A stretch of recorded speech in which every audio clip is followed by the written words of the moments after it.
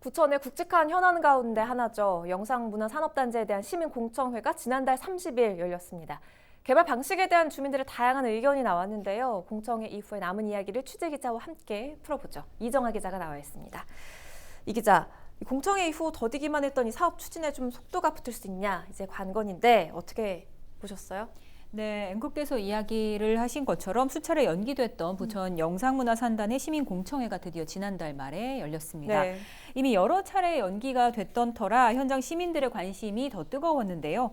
코로나19의 사회적 거리두기가 이제 실천이 되는 상황을 고려해봐도 많은 인파가 몰렸습니다. 그만큼 상동 영상단지 개발에 대한 지역민들의 관심이 높다는 방증이었는데요. 네. 이 상동 영상단지 개발은 오는 2026년까지 부천을 영상 콘텐츠 산업의 중심지로 만들겠다는 계획으로 면적은 38만 2천여 제곱미터, 사업비만 4조 이상 투입되는 대규모 지역 개발 사업입니다. 규모가 큰 사업이니만큼 여러 가지 쟁점들이 있는데 그렇죠. 좀 한번 쭉 정리를 해볼까요? 네, 찬반 의견 가운데 가장 대립이 되고 있는 부분이 바로 주거지 비율입니다. 네. 부천시는 높은 주거지 비율에 대한 이유를 다시 한번 강조했습니다. 함께 보시죠. 우리 시가 추구하는 영상문화 사업은 초기에 많은 투자 비용이 필요한 비수익 사업입니다. 따라서 수익 사업을 통하여 비수익 사업에 투자하는 사업 구조가 불가피하였기에 수익을 낼 수 있는 주거시설을 허용할 수밖에 없었습니다. 네, 보신 것처럼 이 수익 구조 때문에 아파트 부지를 늘려야 했다는 건데요. 네. 그러면서 주거 시설을 허용할 때는 최소 4천에서 6천 세대 이상이 돼야지 초등학교 신설이 가능하기 때문에 최종적으로 5,300세대를 계획했다고 덧붙였습니다. 시의 설명은 이런데 예. 시민 질의가 있었어요. 어떤 내용들이 나왔습니까?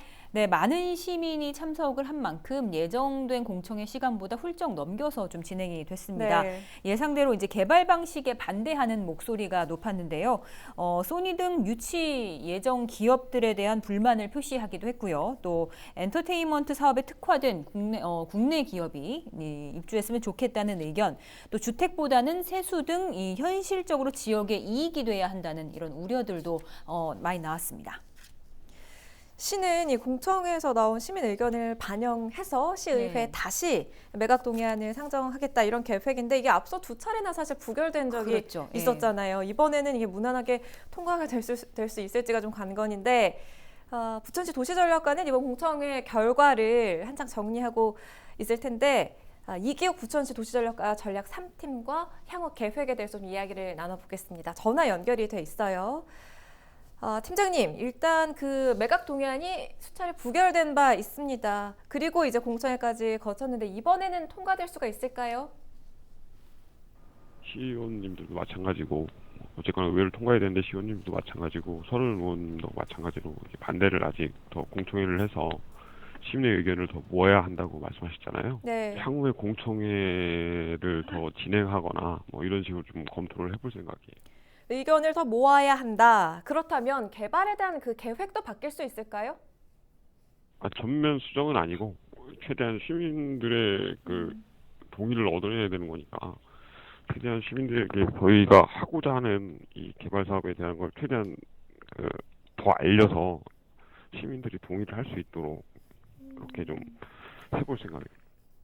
그런데 물론 시민 의견 수렴도 굉장히 중요하겠지만 GS 컨소시엄은 지금 현재 추진 계획안을 바탕으로 계약을 했기 때문에 이게 수정이 들어가면 다시 원점으로 가는 건 아닌가요? 어느 방향으로 어떻게 수정을 할지는 아직 정해진 게 없어서 말씀을 못 드리겠는데요. 일부 수정이 발생할 수도 있어요. 주거 비율이라든지 그런 게 좀 줄어든다든지 아니면 거기에 들어오는 기업들이 좀 더 바뀌거나 이럴 수 있는 방향으로 가야 되겠죠. 구체적인 설명을 저희가 듣지 못해서 그렇다면 앞으로는 그 추진 계획에 대해서 좀 설명을 해주시겠습니까? 공청회 등 시민들의 의견을 더 수렴할 수 있는 방안을 강구해서 시민들의 의견이 최대한 좀 반영될 수 있도록 그런 식으로 이 일을 진행해 나갈 계획입니다. 네, 말씀 고맙습니다. 이기욱 부천시 도시전략과 팀장과 이야기를 나눠봤고요.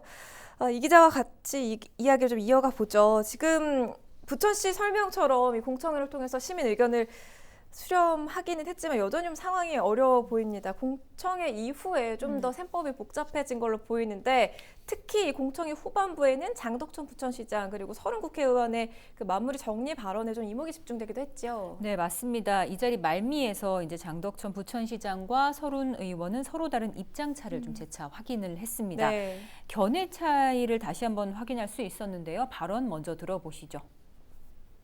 이 콘텐츠 관련 사업을 이거 부지가 얼마나 저는 좀 이런 걸로 따지는 게 약간은 서운합니다. 이런 부가가치를 면적이 얼마냐 뭐 이렇게 평가할 수 있는 그런 산업은 아니고요. 지금 현재 살고 있는 우리 부천 주민들에게 어느 정도 혜택이 가고 어느 정도로 좋아질 것이냐 여기 초점이 돼야 합니다. 이거 이렇게 해서는 안 된다. 시민들을 물어야 한다. 그래서 뭐 이런 자리가 만들어졌던 건데 제발 부탁합니다. 서두르지 마십시다. 네, 서른 의원이 끝으로 서두르지 말자 이런 이야기를 했는데 이 말의 속뜻을 좀 들여다보면은 이번 개발안의 확정이 예상보다 더 늦어질 수 있음을 확인할 수 있는 대목이었습니다. 네. 이번 공청회를 바탕으로 다음 달 열리는 시의회 임시회에 이 매각 동의안을 상정할 계획이었지만 시민 공론화 과정이 더 필요하다는 일부 의견에 따라 시는 추가 공청회를 더 진행하게 될 것으로 보입니다. 네. 이 때문에 영상문화 산단 개발에 대한 향방의 윤곽이 나오는 데까지는 다소 시일이 더 걸릴 것으로 예상됩니다. 그렇군요. 상동 영상문화산단 개발에 대한 시민 공청회 내용 짚어봤습니다. 이정아 기자였습니다.